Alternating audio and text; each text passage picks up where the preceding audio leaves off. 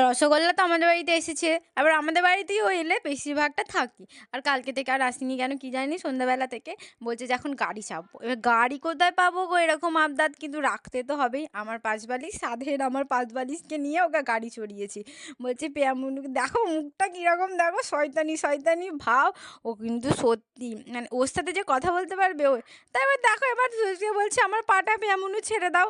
আমি এবার বলছি, "আয় আমি কোলে নিই।" এবার বলছে, "চলো আমাকে বাড়ি দিয়ে আসবে।" দেখো পুরো একটা রসগোল্লা।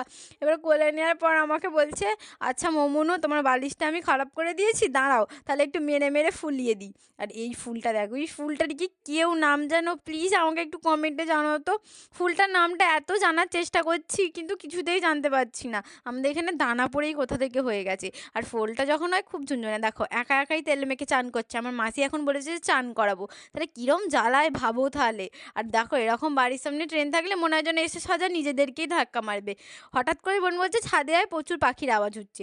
ও মা গিয়ে দেখি এরা তো এখানে রক্তারক্তি কাণ্ড বাঁধিয়ে ফেলেছে। কি কারণে দেখো ৪ জনের।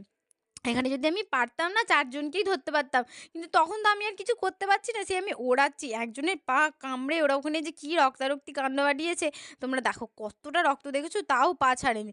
লাস্টকালে তো এই দেখো কতটা রক্ত পড়ে আছে। আমি তো তাড়ানোর চেষ্টা করছি দেখো হেই, হেই করে তাড়াচ্ছি কিন্তু ওরা না ছাড়ছেই না। লাস্ট পর্যন্ত মানে একজন আরেকজনের পিছনে যাচ্ছিল আর একজন ওখানেই ছিল। আমি তারপরে এটা দিয়ে ভাবছিলাম যে চাপা দিয়ে দেবো।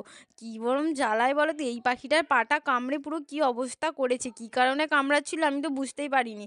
তারপরেই আমার ডাল বড়া খেতে ইচ্ছা করছিল। অতৃপ্ত আত্মা কিছু খেতে চাইলে আমাকে এরকম করেই কেউ না কেউ এনে দেয়। দেখো হঠাৎ অনেকদিন ধরে খেতে ইচ্ছা করছিল। বোন খাওয়ায়নি কিন্তু আজকে সে খাইয়ে দিল কে বলো তো?